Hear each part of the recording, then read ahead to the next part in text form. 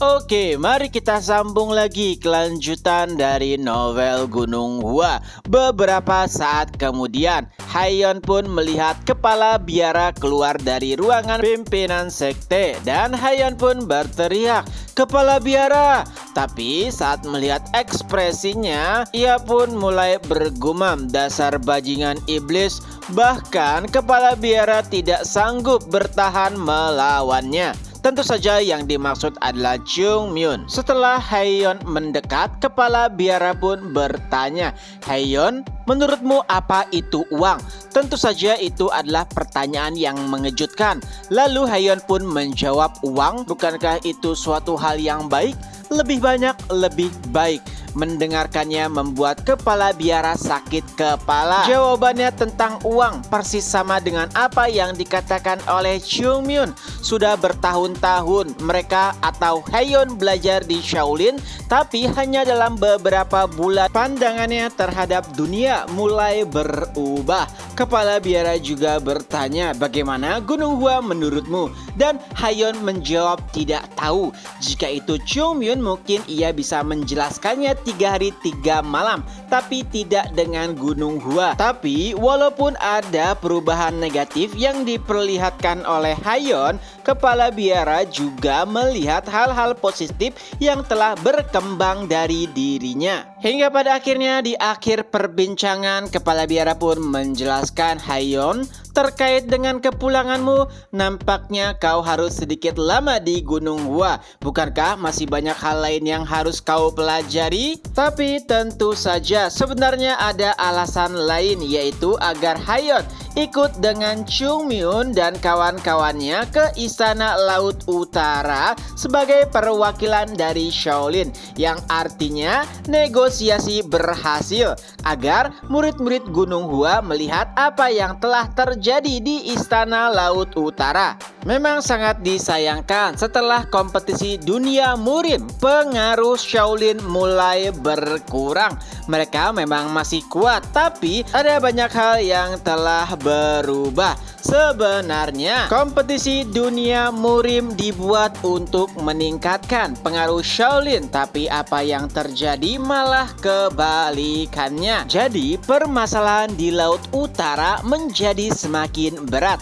Apalagi 10 sekte besar dan 5 keluarga besar tidak bisa masuk ke Istana Laut Utara. Jadi saat ini pilihan satu-satunya hanyalah Gunung Hua. Ya, walaupun kesepakatan yang ia buat dengan Gunung Hua berakhir dengan sangat tragis, yaitu karena Chung Myun memerasnya habis-habisan. Di sisi lain, pimpinan sekte Gunung Hua sebenarnya ia masih agak sedikit keberatan dengan kesepakatan yang telah dibuat oleh Chung Myun dengan kepala biara. Itu semua karena yang akan menjadi lawan mereka kemungkinan adalah kultus iblis. Merekalah yang membuat Gunung Hua hancur. Hyun Jong tidak mau jika Chung Myun dan yang lainnya memiliki nasib sama seperti para leluhur mereka.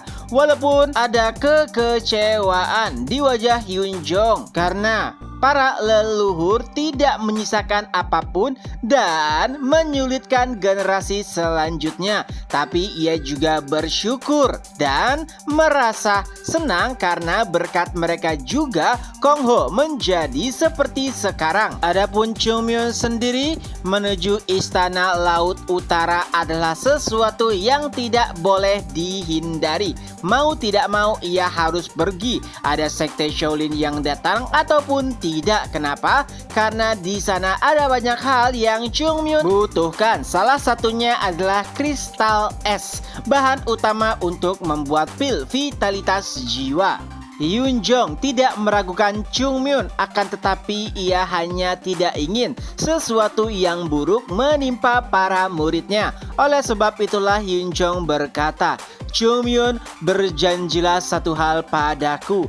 Kalian semua harus kembali dengan selamat. Dan dengan penuh keyakinan, Chungmyeon pun menjawab, pimpinan sekte, tenang saja. Para bajingan dari sekte iblis itu, kami akan menyerangnya terlebih dahulu sebelum mereka yang membuat pergerakan. Dan aku akan mematahkan leher mereka semua. Keesokan paginya, kepala biara pamit untuk meninggalkan Gunung Hua. Tentu saja awalnya Hyunjong keberatan karena itu terlalu singkat, jauh-jauh datang dari Shaolin tapi langsung kembali keesokan paginya. Apalagi yang berkunjung langsung adalah kepala biara.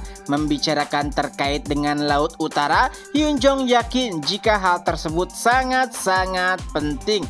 Tapi walaupun khawatir, wajahnya menggambarkan hal yang berbeda.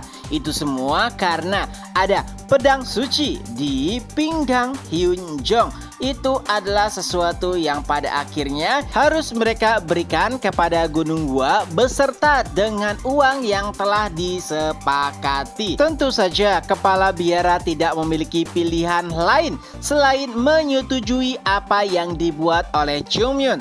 Tapi yang membuatnya sedikit kesal adalah Hyunjong berkata, terima kasih terhadap hadiah yang kalian berikan. Padahal jelas-jelas itu adalah pemerasan. Akan tetapi Hyunjong menganggapnya sebagai hadiah. Guru dan juga muridnya mereka sama. Dasar para penipu. Setidaknya itulah apa yang ingin dikatakan oleh kepala biara kepada Hyunjong. Apalagi Hyunjong berkata seolah-olah apa yang dilakukan oleh Shaolin bukanlah sesuatu yang harus dibalas. Padahal berapa banyak pengorbanan dan juga uang yang mereka keluarkan untuk mendapatkan pedang suci tersebut. Akan tetapi itu semua sirna hanya beberapa saat setelah ia pergi ke Gunung Hua. Walaupun sangat berat, tapi setidaknya beberapa hal telah terselesaikan. Setelah basa-basi yang sangat mengesalkan, akhirnya kepala biara dan rombongannya pun pergi meninggalkan Gunung Hua. Akan tetapi sebelum itu ia menatap Haeyeon. Haeyeon, tinggallah. Iya, ada banyak hal yang harus ia lakukan sebagai perwakilan dari Shaolin. Tentu saja itu membuat Haeyeon sedikit kecewa. Saat kedatangan kepala biara, ia mengira jika kepala biara akan membawanya pulang. Dan kata-kata itu pernah terucap. Tapi setelah perbincangan dengan Chungmyeon dan pimpinan sekte Gunung Hua, pada akhirnya ia diperintahkan untuk menetap. Walaupun wajahnya memelas seperti anak anjing, seseolah ingin dibawa pulang, tapi kepala biara tidak bisa melakukan hal tersebut, yang mana pada akhirnya Haeyeon pun harus tinggal lebih lama dengan murid-murid Gunung Hua dan juga menemani mereka ke Istana Laut Utara. Dengan itu pula chapter pun berakhir. Nah, itulah kelanjutan dari novel Gunung Hua. Semoga terhibur. Ketemu lagi di next video. Bye bye.